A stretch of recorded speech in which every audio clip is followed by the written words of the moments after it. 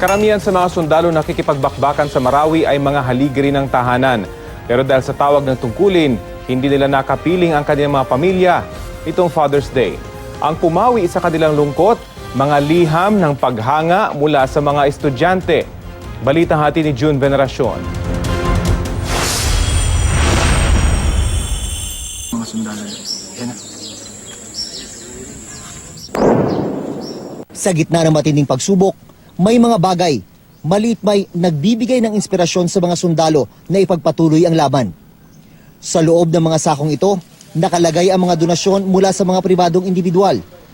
Pero ang mas nakakaantig ng puso, ang mga nakasilid na sulat mula sa mga estudyante para sa mga sundalo. Nagpapasalamat sa kanilang mga sakripisyo. Thank you for sacrificing your life for us, and thank you for making the Philippines in a safe place, and thank you for protecting and giving us hope.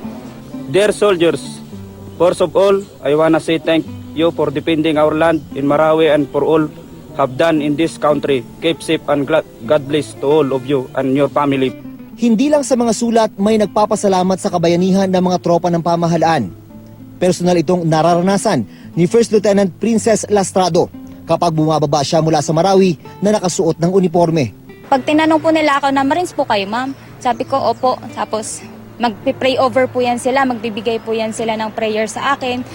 Dasal din ang hiling ng mga sundalong ito. Sa pamilya ko,